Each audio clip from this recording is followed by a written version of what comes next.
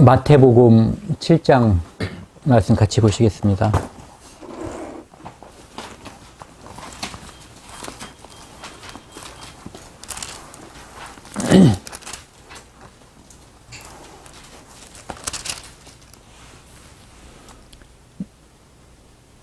마태복음 7장 12절 말씀만 다 같이 함께 읽겠습니다.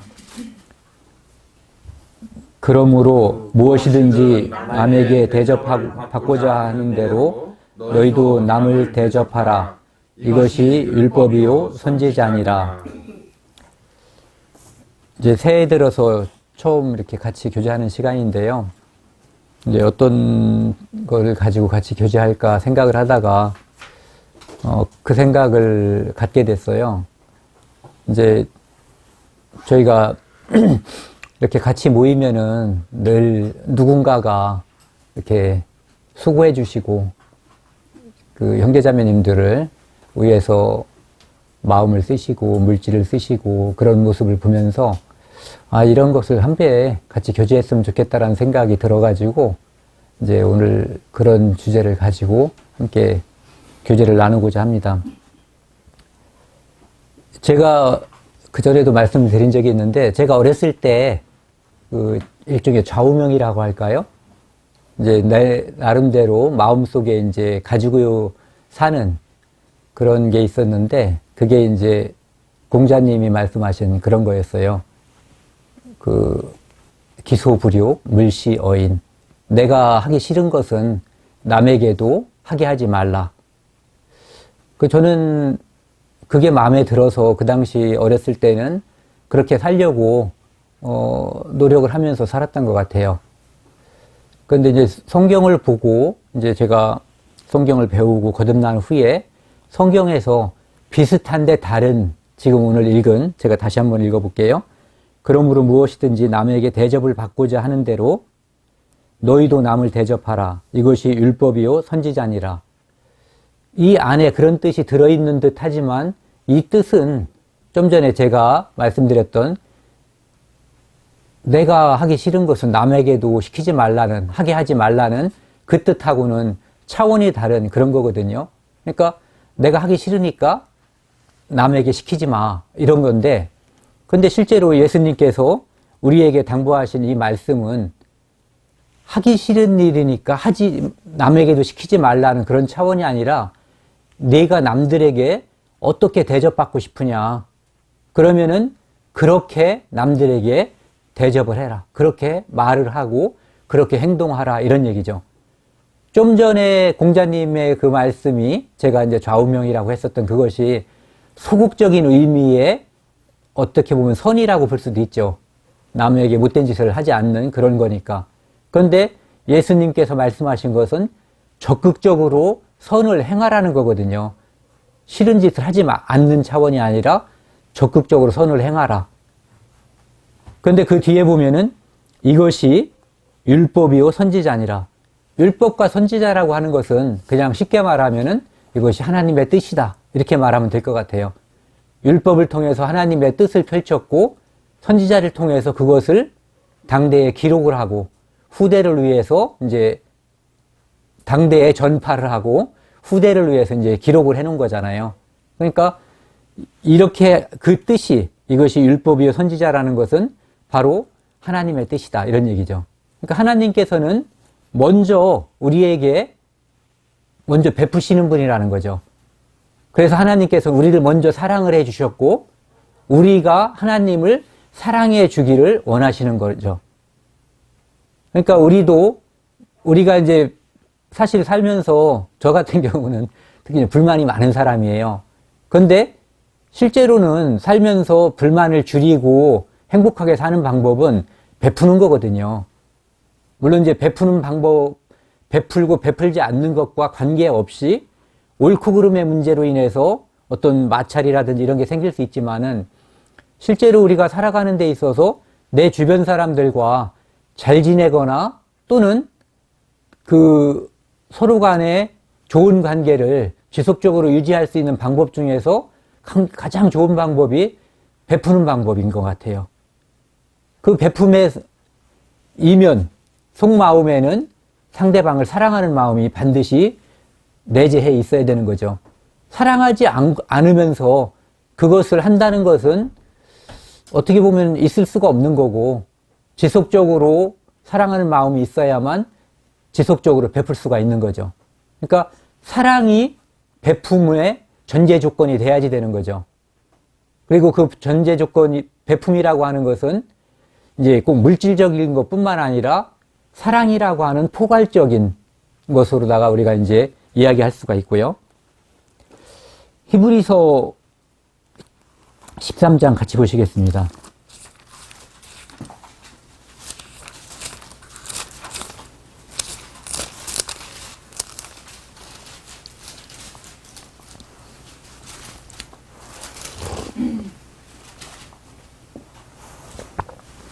히브리서 13장 1절, 2절을 같이 함께 읽겠습니다. 형제 사랑하기를 계속하고 손님 대접하기를 잊지 말라. 이로써 부지 중에 천사들을 대접한 이들이 있었느니라. 이것은 이제 아브라함 이야기, 그리고 또 한 가지를 이야기한다면은 롯의 이야기를 말하는 걸 거예요. 이제 우리가 형제 사랑하기를 계속하고 손님 대접하기를 잊지 말라. 누군가에게 내가 사랑하는 마음을 가지고 누군가에게 무엇을 베푸는 것을 습관적으로 하다 보면은 이렇게 아브라함처럼, 그리고 롯처럼 이제 부지 중에 천사를 대접한 이들이 있었느니라. 예수님께서도 이 소자 중에 하나에게 물 한 잔 대접한 것이 나에게 한 것이다, 이렇게 말씀하시거든요. 그것은 이 세상에 있는 모든 사람이 하나님의 피조물이라는 의미가 있을 수가 있고요. 그리고 그 사람들 모두에게 하나님의 사랑이 임해 있다는 거죠. 예수 그리스도는 이 세상에 태어난 그 누구도 예외 없이 사랑하기 때문에 피를 흘린 거거든요. 그렇기 때문에 우리가 그 모든 사람들, 누구의 예외 없이 사랑할 의무가 우리에게 있다는 거죠. 우리가 누구를 폄하하거나 그럴 수 있지만, 잘못된 것을 지적할 수 있지만, 근본적으로 우리 마음속에 그 생각을 가져야지 된다는 거거든요. 하나님의 피조물이다. 예수님은 내가 싫어하는, 또는 내가 나를 괴롭히는, 또는 서로 지금 마찰 중에 있는 누군가, 어떤 사람이 떠오를 수도 있고 떠오르지 않을 수도 있지만, 그 모든 사람들 또는 그 중에 어떤 한 명으로 해서도 예수님의 피가 흘려졌다는 것을 우리가 이제 염두에 둬야만 그 사랑이라고 하는 생각을 행동으로 옮길 수가 있다는 거죠. 그 생각이 없으면은 지금 내 눈에 보이는 그 모습, 그 상황만 내 마음속에 꽉 찰 수밖에 없거든요. 생각 같아서는 이렇게 뭘 하고 싶지만은 실제로 할 수도 있죠. 하기도 하고. 그런데 근본적으로 우리가 염두에 둬야 될 것이 그 모든 사람이 하나님의 피조물이고 예수님의 사랑의 대상이었다는 거. 그 생각이 없이는 사랑이라고 하는 마음을 꺼내거나 이 안에 고이게 할 수가 없다는 거죠. 창세기 한번 같이 보시겠습니다. 창세기 18장입니다.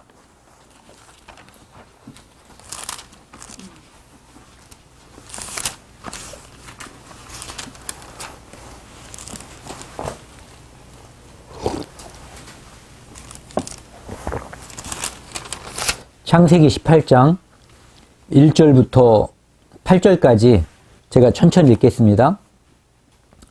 여호와께서 마물의 상수리 숲을 근처에서 아브라함에게 나타나시니라. 오정쯤에 그가 장만문에 앉았다가 눈을 들어 본즉 사람 셋이 맞은편에 섰는지라. 그가 그들을 보자 곧 장막문에서 달려나가 영접하며 몸을 땅에 굽혀 가로되 내 주여 내가 주께 은혜를 입어 싸우면 원컨대 종을 떠나 지나가지 마옵소서. 물을 조금 가져오게 하사 당신들의 발을 씻으시고 나무 아래서 쉬소서. 내가 떡을 조금 가져오리니 당신들의 마음을 쾌활케 하신 후에 지나가소서. 당신들이 종에게 오셨음이니이다. 그들이 가로되 네 말대로 그리하라. 아브라함이 급히 장막에 들어가 사라에게 이르되 속히 고운 가루 세 스아를 가져다가 반죽하여 떡을 만들라 하고, 아브라함이 또 짐승 떼에 달려가서 기름지고 좋은 송아지를 취하여 하인에게 주니 그가 급히 요리한지라. 아브라함이 버터와 우유와 하인이 요리한 송아지를 가져다가 그들의 앞에 진설하고 나무 아래 모셔 섬에 그들이 먹으니라.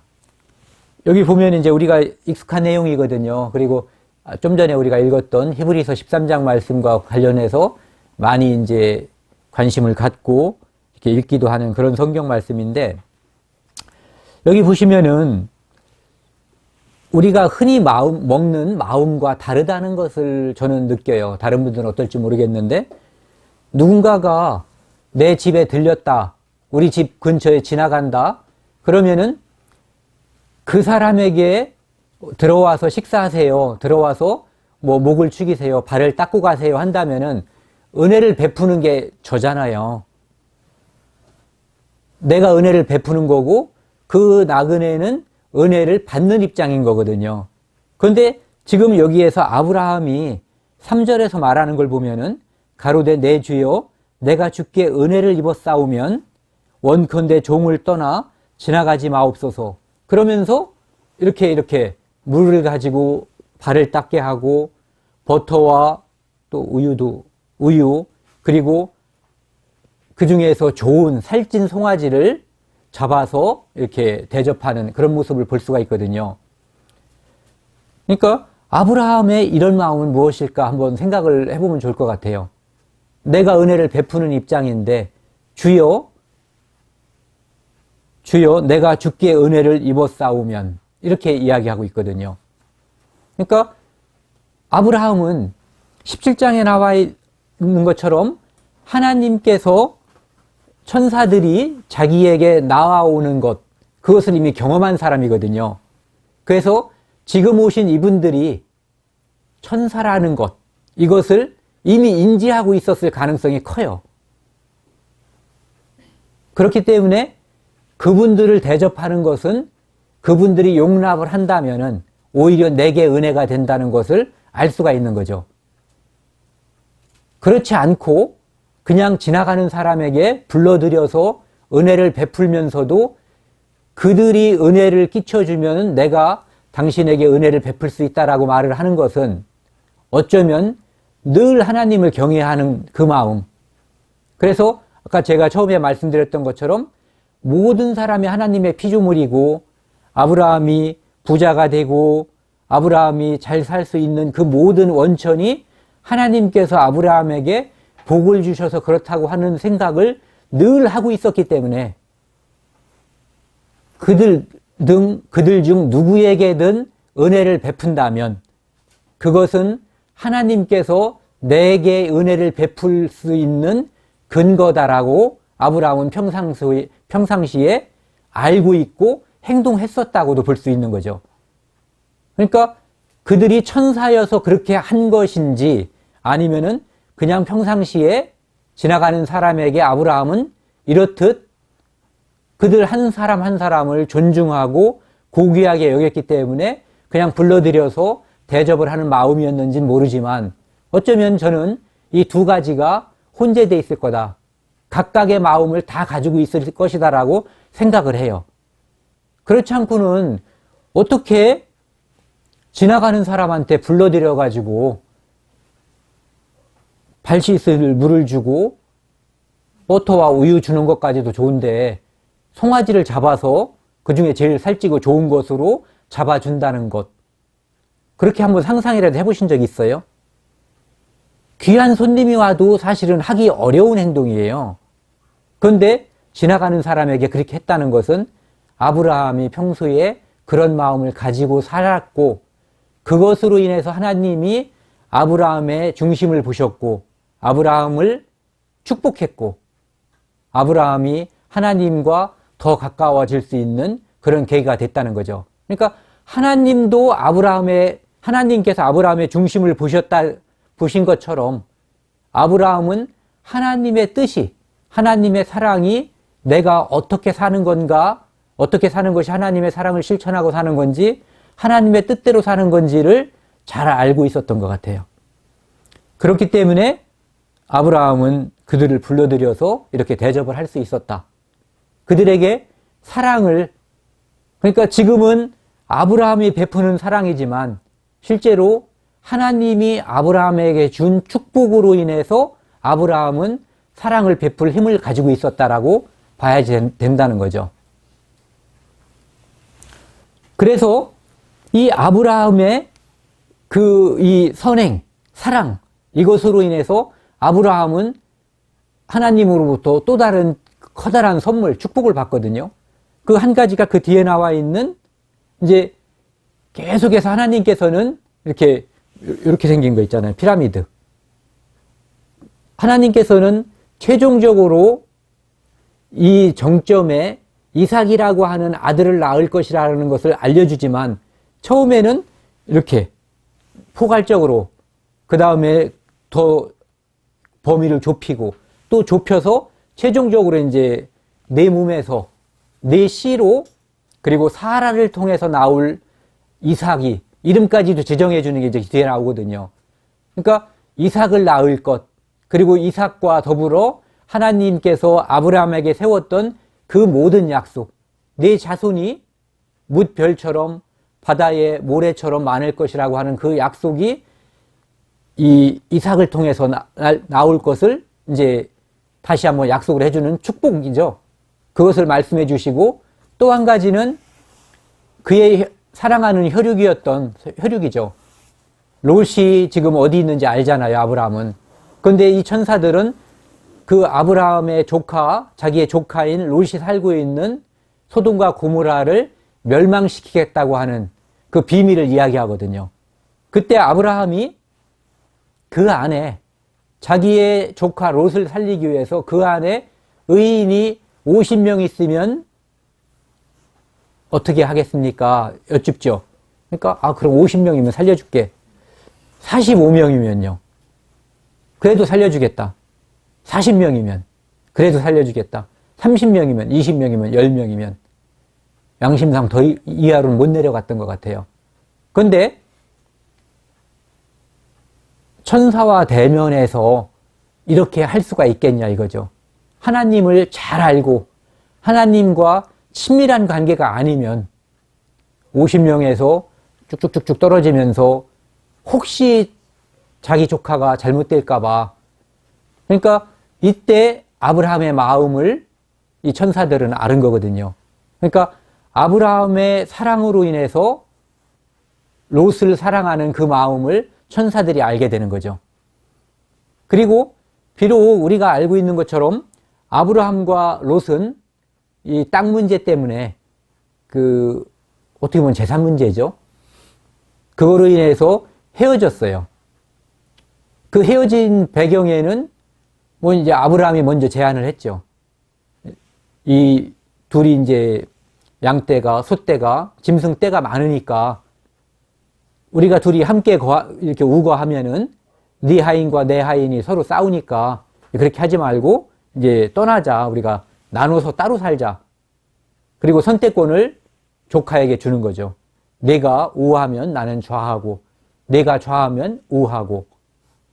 그래서 이제 롯이 떠난 거예요. 그것에 대한 생각은 여러 가지가 있어요. 하지만 지금 그 얘기를 하지 말고 어쨌든 그런 이유로 아브라함과 롯은 헤어졌거든요. 하지만 아버지를 일찍 잃고 조실부무한 롯이 아브라함이라고 하는 믿음의 사람과 믿음의 조상과 살면서 보고 듣고 배운 것은 그래도 꽤 있었던 것 같아요.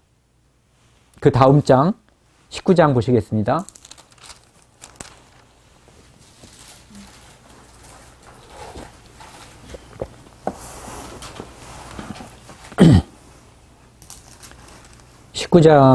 제가 읽겠습니다. 날이 저물 때 두 천사가 소돔에 이르니 마침 롯이 소돔 성문에 앉았다가 그들을 보고 일어나 영접하고 땅에 엎드려 절하여 가로되 내 주여 돌이켜 종의 집으로 들어와 발을 씻고 주무시고 일찍이 일어나 갈 길을 가소서. 그들이 가리켜 가로되 아니라 우리가 거리에서 경야하리라. 롯이 간청하매 이제야 돌이켜서 그 집으로 들어오는지라. 롯이 그들을 위하여 식탁을 베풀고 무교병을 구우니 그들이 먹으니라. 이 롯이 한 행동을 보면은 아브라함이 한 행동과 거의 차이가 없잖아요. 그러니까 우리가 롯이 하나님을 경외하는 사람이었고, 그리고 하나님의 사랑을 몸소 실천하는 사람이었다라고 생각을 해도 무방할 것 같아요. 아브라함이 나그네를 대접하는 그 행동과 롯이 이 천사들을 대접하는, 불러들이고 그들에게 발을 씻길 물을 주고 닦게 하고 식탁을 베풀고 그들을 대접하는 모습은 다를 바가 없거든요. 그러니까 아브라함이 천사를 대접함으로 인해서, 그냥 나그네인 줄 알고 대접했다고 치자고요.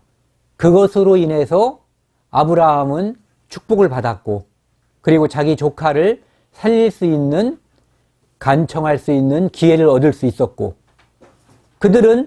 천사들은 아브라함의 간청으로 인해서 이 소돔과 고모라를 그냥 말없이 멸망시킬 수 있었어요. 아브라함에게는 그 비밀을 이야기했지만 롯에게 그것을 말하려는 의지가 그때까지 전혀 없었거든요. 하지만 롯이 천사들을 받아들이고 천사들을 대접하는 그 상황을 보고 이 천사들이 이제 이야기를 하는 거죠. 이 성을 멸망시킬 터이니까 너의 속한 자들을 데리고 이제 도망가라. 그래서 롯이라고 하는 사람이 이제 구원을 얻는 거죠. 그 구원을 얻게 되는 근거가 바로 하나님의 사랑을 몸소 실천한 거기에 있다고 보는 거죠. 그 다음에요. 천사들은 자기들이 가지고 있는 비밀을 아브라함에게는 당연히 이야기했지만 롯에게는 말할 의지가 없었던 것 같아요. 처음에는. 하지만 나중에 롯 때문에 그 비밀을 이야기하게 되는 거죠. 그리고 그들은 그것으로 인해서 이제 비록 아내는 잃었지만 그 후에 복잡한 역사는 있지만 어쨌든 생명을 구원하게 되는 그런 계기가 되는 거죠. 그러니까 우리가 살면서 우리가 기복신앙을 위해서 하나님께 복을 받기 위해서 어떤 행동을 하는 것이 아니라 그 행동의 결과로 하나님께 축복을 받을 수 있다는 거죠. 그러니까 이 동기는 전혀 다른 거거든요. 그것으로 인해 하나님께로부터 오는 그 축복이 내게 오든 안 오든 그거에 관심이 있는 게 아니에요. 다만 하나님의 사랑을 내가 받았기 때문에 그것을 내가 누군가에게 알게 하고 베풀기를 바라는 거죠. 그것이 빛과 소금의 역할을 하는 거니까. 그리고 그렇다고 해서 하나님의 축복이 내게 올 거다라고 기대할 필요는 없고 기대해서도 안 된다는 거죠. 그 다음에 창세기 24장 같이 보시겠습니다.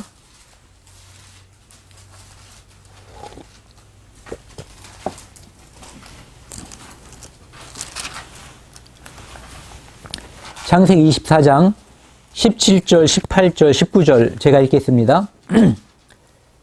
종이 마주 달려가서 가로되 청컨대 네 물 항아리의 물을 내게 조금 마시우라.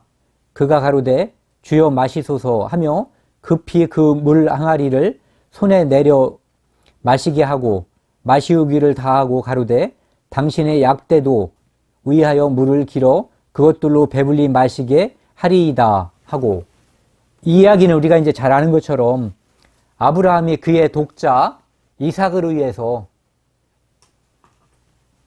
그 아브라함의 그 고향에 가서 그 이삭의 배필을 이제 불러오게 하려고 하는 거거든요. 그때 아브라함의 충성된 하인, 종이 있었어요. 그 종에게 이제 가서 이삭의 배필을 데리고 와라. 오려고 하지 않으면은 이삭을 데리고 갈까요? 이삭을 데리고 그러니까 이제 그렇게 하지 말고 데리고 와라. 하나님께서 이제 인도해 주실 거다. 아브라함은 하나님께서 인도해 주실 것을 알고 있어요. 그렇기 때문에 아브라함의 평상시의 마음, 평상시의 행동이 이 말만 가지고도 다 우리가 미루어 짐작을 할 수가 있는 거예요. 그래서 좀 전에 18장에 나와 있는 아브라함의 행동, 그 세 사람을 봤을 때 그 세 천사가 처음엔 천사인지 아닌지 모르고 맞은 거잖아요. 그걸 봤을 때의 아브라함의 행동을 우리가 미루어서 짐작할 수가 있는 거죠. 이 종은 자기 충성되기 때문에 아브라함의 믿는 하나님께 미리 부탁을 해요. 기도를 하는 거죠. 가가지고 내가 이렇게 말을 했을 때 저쪽에서 이렇게 반응하면은 그것은 하나님께서 점지라고 해도 되나요? 하나님께서 미리 작정하신, 계획하시고 예비하신 여호와 일인 거죠, 이것도. 그 배필이라는 것을 제가 알겠습니다. 이렇게 미리 알고, 그러니까 하나님께 미리 아린 다음에 간 거예요. 그래서 거기를 보시면은요, 12절부터 제가 한번 읽겠습니다. 그가 가로되 우리 주인 아브라함의 하나님 여호와여, 원컨대 오늘날 나로 순적히 만나게 하사 나의 주인 아브라함에게 은혜를 베푸시옵소서. 참 충성되죠. 뭐가 잘못돼서 저 좀 골탕 먹이지 말고 저 좀 편하게 해주세요, 이게 아니라 나의 주인 아브라함에게 은혜를 베푸시옵소서, 이렇게 이야기하고 있거든요. 이것을 보면은 평소에 아브라함이 종들에게, 신부는 종이지만 어떻게 대했는가, 얼마나 사랑과 인자하게 대했는가를 우리가 짐작할 수가 있어요. 보는 데서는 웃으면서 말도 할 수 있고, 종이니까, 잘못하면 밥도 못 벌어 먹으니까 할 수 있지만, 보지 않는 곳에서 얼마든지 다르게 행동할 수가 있는 거거든요.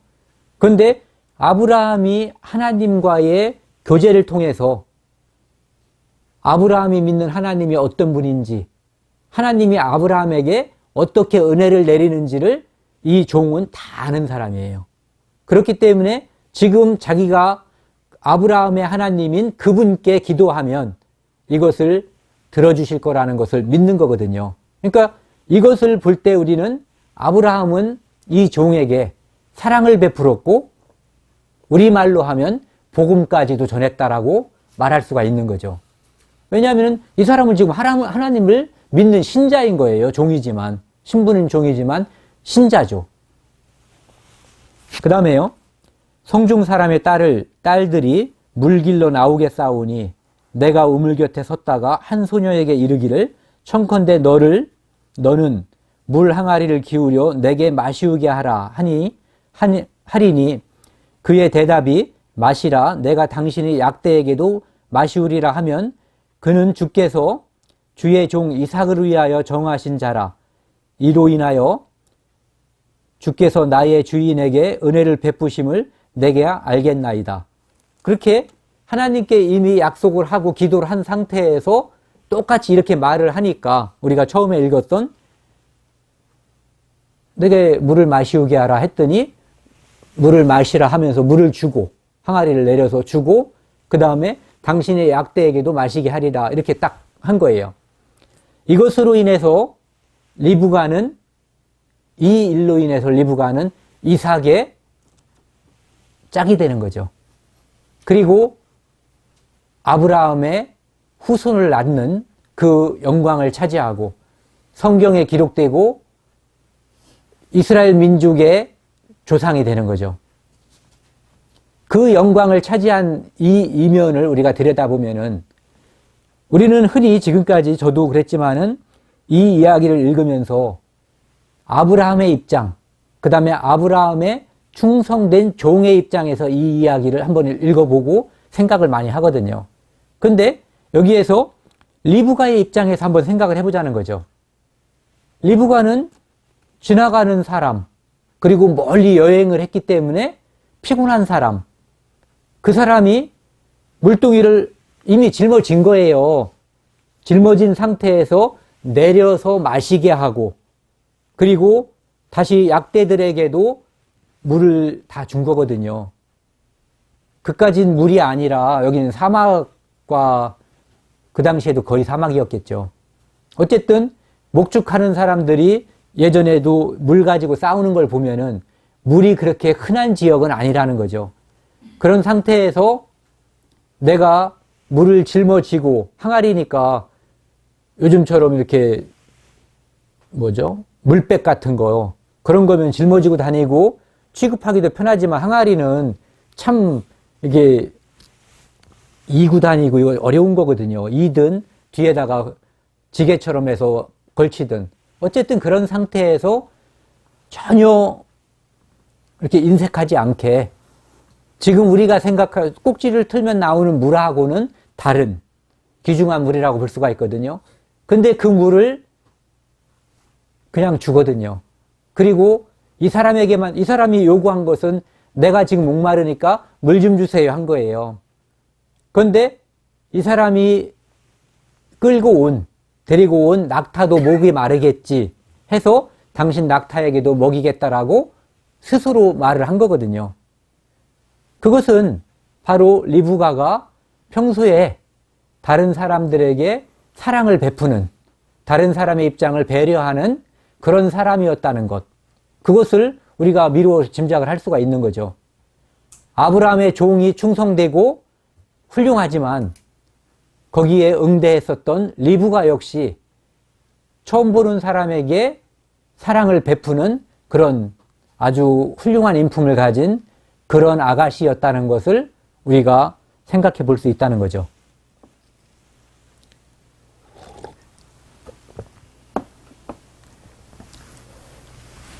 그것으로 인해서 이제 아까 말씀드린 것처럼 리브가는 이제 좋은 집에 시집간 건지 어쨌든 유명해지고 훌륭한 사람의 며느리가 되고 괜찮은 거죠. 그런데 그 배경은 우연이 아니라 밑바탕에 사랑을 베푸는 그 마음이 있었다고 이제 보자 이거죠. 출애굽기 보시겠습니다.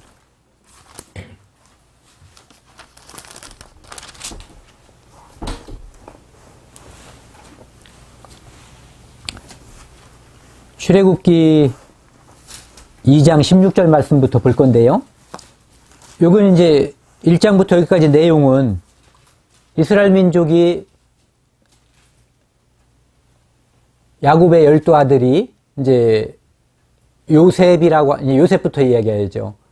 요셉이 형들의 미움, 시기로 인해서 노예로 애굽으로 팔려갔죠. 그리고 그것은 하나님의 섭리라고 하는 것은 요셉은 처음부터 알고 있었고, 그 형들의 곡식을 사러 왔을 때 그들에게 원수를 갚지 않고 사랑으로서 그들을 받아줬어요.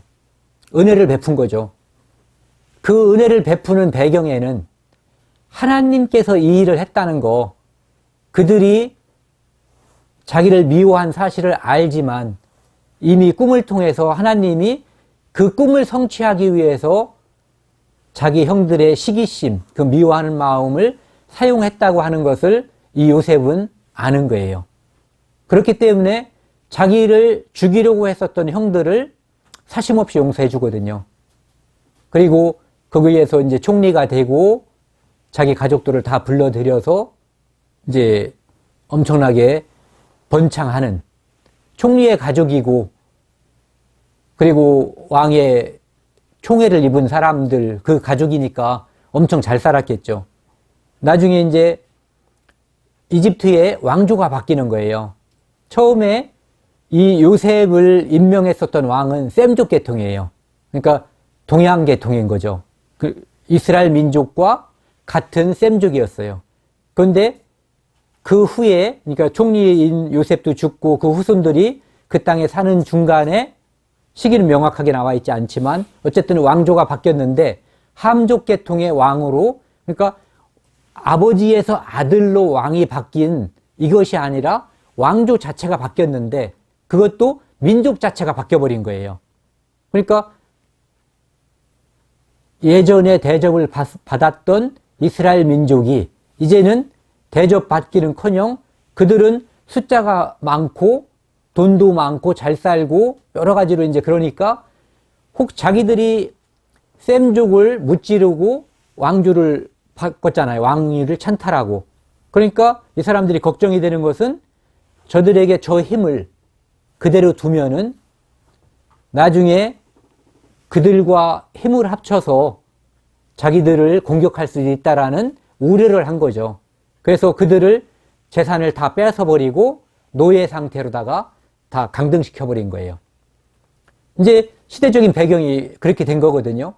그래서 죽도록, 그전에는 잘 살던 그런 민족이 죽도록 고생하는 노예가 돼버린 거죠. 처음에 요셉이 왔었을 때처럼. 그들은 하나님께 부르짖었고 이집트 파라오는 이스라엘 민족을 갖다가 이제 멸절시키기 위해서 그 아들을 낳으면은 다 나일강에 던지든지 죽이든지 다 그렇게 하고 그 산파라고 하죠. 산파를 통해서 이스라엘 민족이 아들을 낳으면 다 죽이라고 명령을 내렸죠. 근데 그때 이제 모세라고 하는 사람의 아이가 태어났는데 그 모세를 죽이지 않고 그 부모들이 갈대 상자에 담아서 나일강에 띄운 거예요. 그러니까 하나님께 맡긴 거죠. 그리고 파라오의 딸인 공주가 그것을 건졌고 그래서 이제 모세라는 이름을 얻게 된 거죠. 물에서 건진 자다. 그래서 왕실에서 자라다가 그 엄마가 모세를 낳은 엄마가 유모가 돼서 모세를 키우게 되는 거예요. 젖을 주고. 그래서 그 엄마가 이 모세에게 정신교육을 시켰던 것 같아요. 너는 히브리 사람이다. 이스라엘 사람이다. 그리고 너의 조상은 누구고 다 알려준 거죠. 그래서 왕자처럼 자란 그 모세가 밖에서 이제 밖에 나갔다가 자기 동족끼리 싸우고 있는 이스라엘 민족을 보고 야, 싸우지 마. 이렇게 얘기한 거예요. 그런데도 이제 아니 처음엔 싸우지 마가 아니죠. 그 이집트의 관리가 자기 동족을 이제 학대하는 걸 보고 이제 패버린 거죠. 그래서 죽었어. 죽어가지고 그 사람을 모래에다가 감췄고 그 다음에 또 나갔는데 동족끼리 싸우고 있는 거예요. 그러니까 야, 왜 동족끼리 싸우냐. 사이좋게 지내지. 그러니까 이 사람이 야, 너 어제는 사람 패 죽여가지고 모래에다 묻더니 이렇게 얘기하니까 이제 살인자는 옛날이나 지금이나 중형이잖아요. 그러니까 도망간 거죠. 그래서 모세가 그래서 도망가서 이 미디안 광야에 이제 방황할 때 있었던 일인 거예요.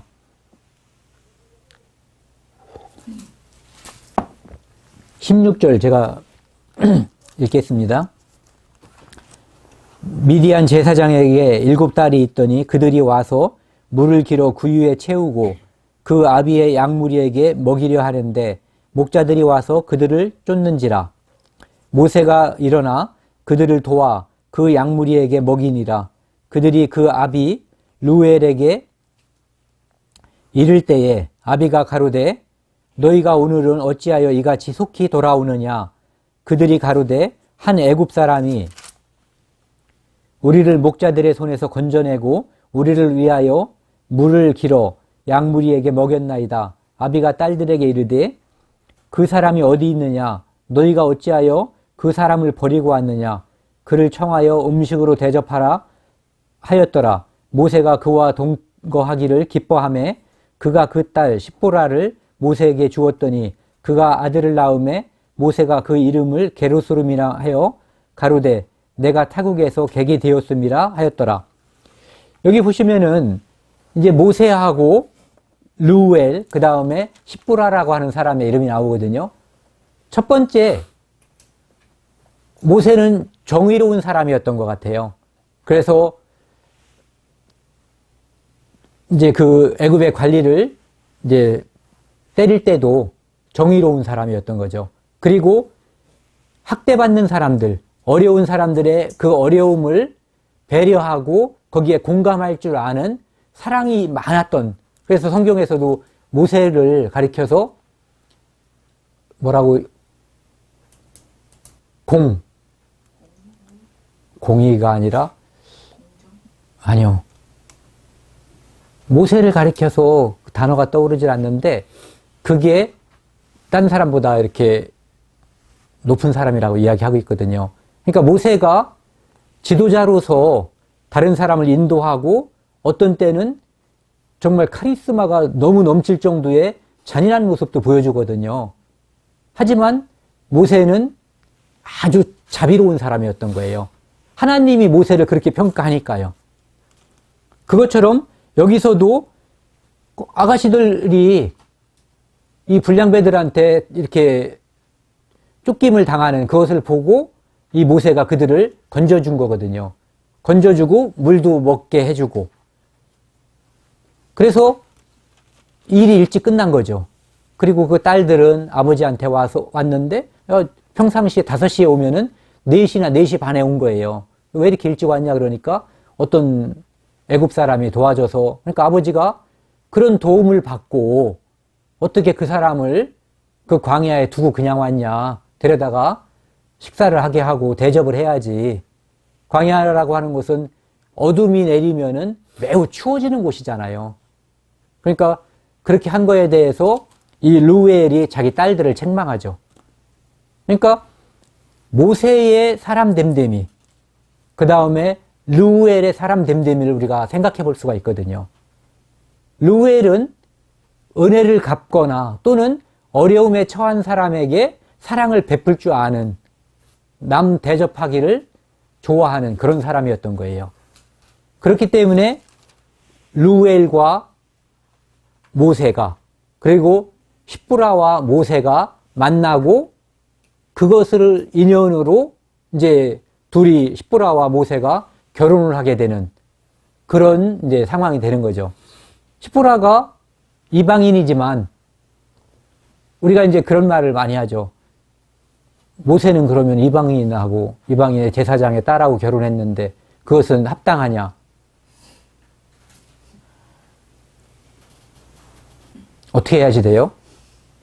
광야에서 사람도 없는데 저쪽에서는 쫓기는 살인자의 입장이고, 이거 하나님의 인도하신 거예요. 그리고 요셉에게 제사장의 딸을 준 것도 하나님께서 인도하신 거고, 그것을 무엇으로 우리가 증명할 수가 있냐면은 모세가 어떻게 살았는가를 보면 알아요. 모세가 십보라의 그 잡신을 믿는 십보라에게 빠져가지고 하나님을 버리고 그 잡신을 믿게 됐는지, 아니면 끝까지 하나님의 선지자로서, 하나님이 세운 지도자로서 이스라엘 민족을 인도했는지를 보면 알죠. 하나님께 끝까지 순종했는지, 잡신에게 끝까지 순종했는지를 보면은 그의 선택이 또는 하나님의 인도하심이었다고 하는 것을 우리가 인정할 수가 있는 거죠. 요셉도 마찬가지죠. 요셉이 하나님의 사랑을 요셉처럼 정말 문자 그대로 실천한 사람이 성경에 누가 있을까요? 약점을 보이지 않은, 물론 다른 사람이 이제 다른 성경에서 요셉의 약점을 찾아냈는지 모르지만은 저는 성경을 보면서 요셉의 약점을 찾을 수가 없었어요. 오히려 어떻게 보면은 너무 이게 마음이 넓은 게 약점이 아닌가. 저 정도면 왜 때 패고 좀 그 다음에 용서해 줘도 되지 않나. 이런 생각이 들 만큼 정말 이 하나님의 사랑, 하나님의 섭리에 완전히 휩싸여서 살았던 그런 사람인 거거든요. 그가 동족을 구원하고 나중에 그 동족을 구원할 뿐만 아니라 그 동족을 번성하게 하는 그 모든 일의 주인공이 된 거잖아요.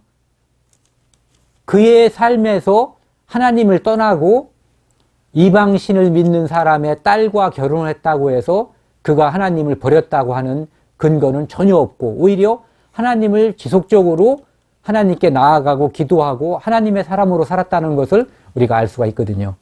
그렇기 때문에 그들의 삶은, 그들의 결혼은 하나님의 섭리였다고 보는 게 더 합당하다는 거죠. 그러니까 그냥 재단할 수는 없다는 얘기죠.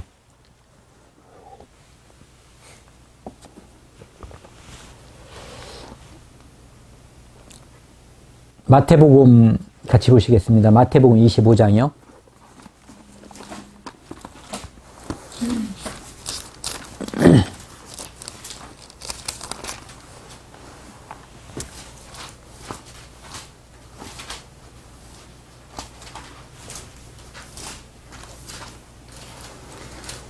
(25장) 31절에서 33절 제가 읽겠습니다. 인자가 자기 영광으로 모든 천사와 함께 올 때에 자기 영광의 보좌에 앉으리니 모든 민족을 그 앞에 모으고 각각 분별하기를 목자가 양과 염소를 분별하는 것 같이 하여 양은 그 오른편에 염소는 왼편에 두리라. 그때에 임금이 그 오른편에 있는 자들에게 이르기를 내 아버지께 복받은 자들이여 나와 창세로부터 그들을 위하여 예비된 나라를 상속하라. 내가 줄일 때에 너희가 먹을 것을 주었고 목마를 때에 마시게 하였고 나그네 되었을 때에 영접하였고 벗었을 때에 옷을 입혔고 병들었을 때에 돌아보았고 옥에 갇혔을 때에 와서 보았느니라. 이에 의인들이 대답하여 가로되 주여 우리가 어느 때에 주의 줄이신 것을 보고 공개하였으며 목마르신 것을 보고 마시게 하였나이까. 어느 때에 나그네 되신 것을 보고 영접하였으며 벗으신 것을 보고 옷 입혔나이까. 어느 때에 병든 것이나 옥에 갇히신 것을 보고 가서 배웠나이까 하리니 임금이 대답하여 가라사대 내가 진실로 너희에게 이르노니 너희가 여기 내 형제 중 지극히 작은 자 하나에게 한 것이 곧 내게 한 것이니라 하시고, 이제 예수님께서 이제 말씀을 하시는 거죠. 예수님께서 이 땅에 다시 올 때, 그때에 이제 심판을 말하는 거죠. 염소와 양, 의인과 악인을 가르는데, 그들에게 이제 의인을 칭찬하는 데 있어서 너희들은 나에게 이렇게 했다. 잘한 것을 칭찬한 거예요. 이 사람들이 들어보니까 아니 나는 저기 임금님께, 그냥 여기서 예수님이라고 하자고요. 예수님께 내가 그런 것을 해본 적이 없다. 우리 초면인데 언제 내가 당신에게 저기 은혜를 베풀었냐. 이렇게 이야기를 한 거죠. 그러니까 예수님께서 말씀하시기를 임금이 대답하여 가라사대 내가 진실로 너희에게 이르노니 너희가 여기 내 형제 중에 지극히 작은 자 하나에게 한 것이 곧 내게 한 것이니라 하시고, 그러니까 예수님께 한다는 것, 즉 임금께, 이 세상의 만물의 왕이신 하나님께 우리가 무언가를 한다는 것은 그분의 피조물인 사람에게, 특히 안 되고 어렵고 힘들고 가난하고 그런 사람에게, 아부하기 위해서 잘나고 돈 많고 권세 있는 사람에게 내가 잘 보이기 위해서 이렇게 하는 것은 이 사람의 인지상정이고 습성인 거예요. 근데 이것을 하나님께서 칭찬하는 게 아니라 어려운 사람, 내가 무엇을 베풀어도 내게 갚을 능력이 없는 사람, 그리고 아무도 관심 갖지 않는 사람, 우리가 이제 저런 것처럼요, 사마리아 사람처럼 강도 만나서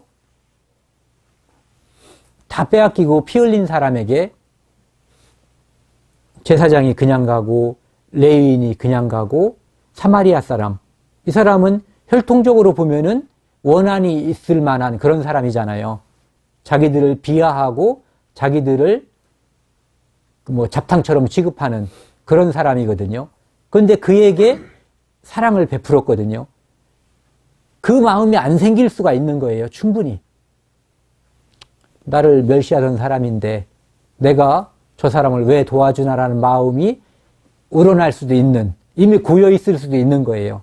하지만 내가 돕지 않으면 죽을 수밖에 없는 저 사람을 도울 수 있는 마음. 그런 거 한번 생각해 보셨어요?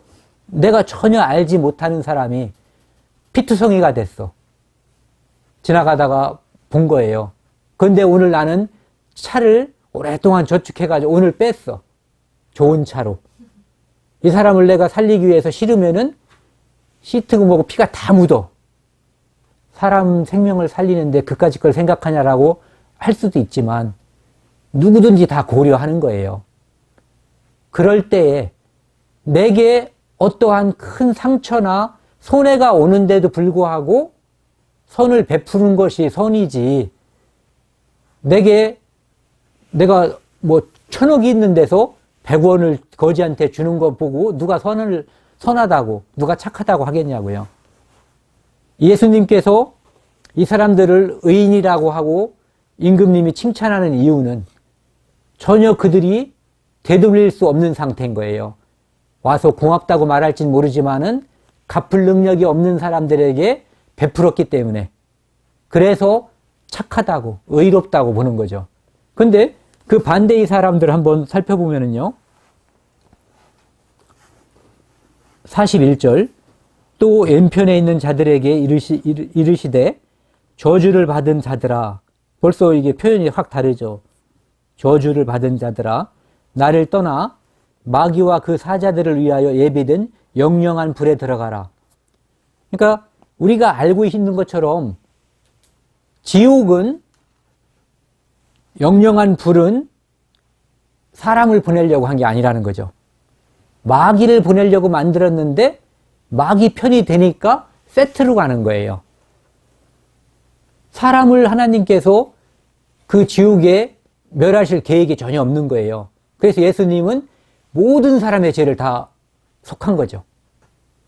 그 중에 유다 같은 사람은 빼고, 그렇다면은 여기에다가 마귀와 유다를 위하여 예비된 영영한 이렇게 썼을 거예요. 근데 어느 누구도 예의 없이 하나님은 다 구원했다는 것. 예수님의 보혈의 피는 모든 사람을 다 구속하기에 충분했다는 것을 알 수가 있는 거죠. 들어가라. 내가 줄일 때에 너희가 먹을 것을 주지 아니하였고, 목마를 때에 마시게 하지 아니하였고, 나그네 되었을 때에 영접지 아니하였고, 벗었을 때에 옷 입히지 아니하였고, 병들었을 때에 때와 옥에 갇혔을 때에 돌아보지 아니하였느니라 하시니라.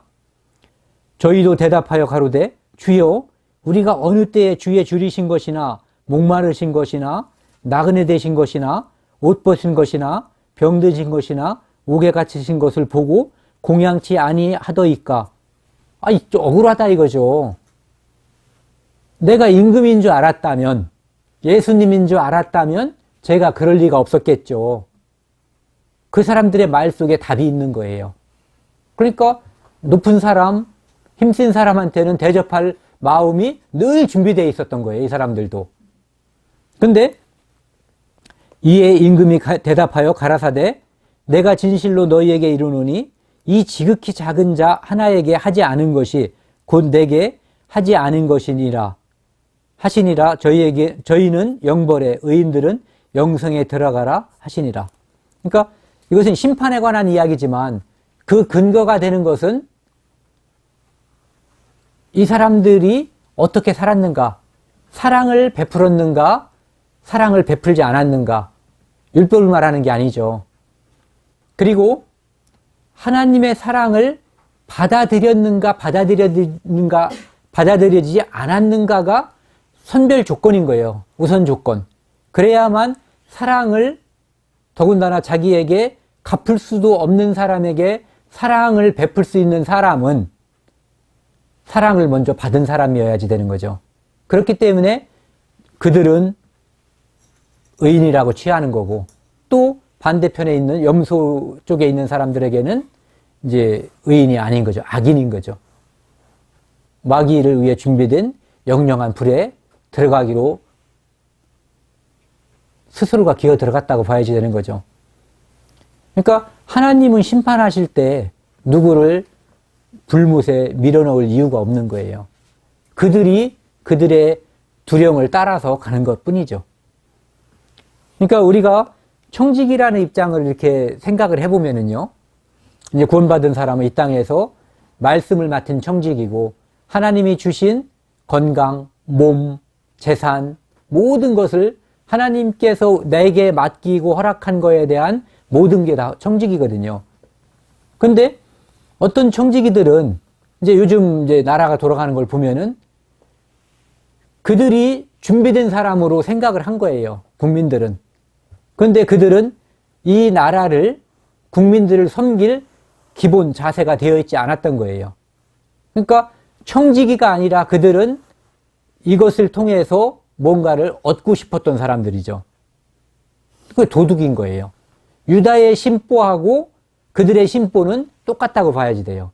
돈꾀를 맡았는데 그 돈꾀를 가지고 어려운 사람에게 베풀고 나라가 어떻게 가는 것이 정상적으로 가는가에 대해서 관심이 없고 내 주머니, 그쪽에 있는 주머니를, 내 주머니를 채우는 재료, 그거로다가 사용을 했던 거죠.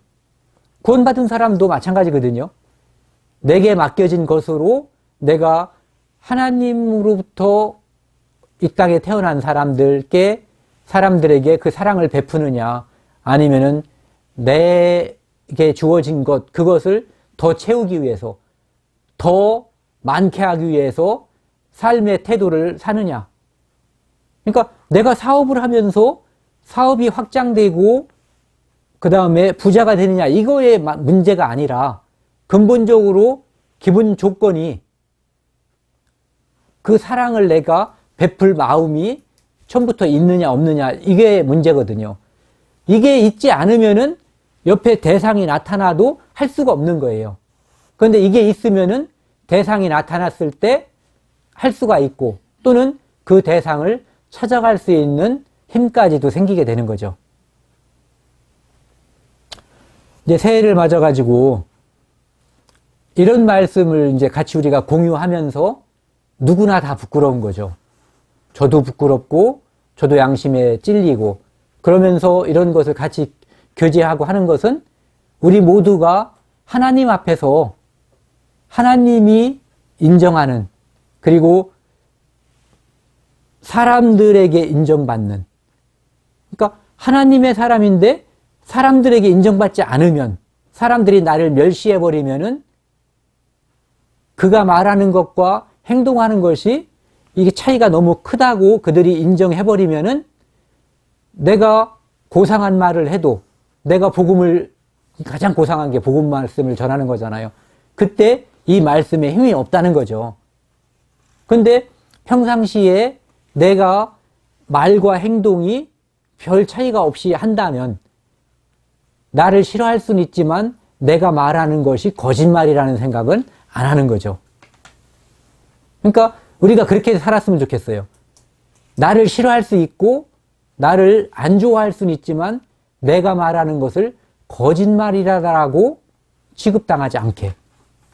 그것이 제가 볼 때는 하나님의 사랑을 가지고 살 때, 그리고 하나님의 공의를 가지고 살 때, 그렇게 살 때 이 말과 행동의 편차가 좀 많이 줄어들 거라고 생각을 해요.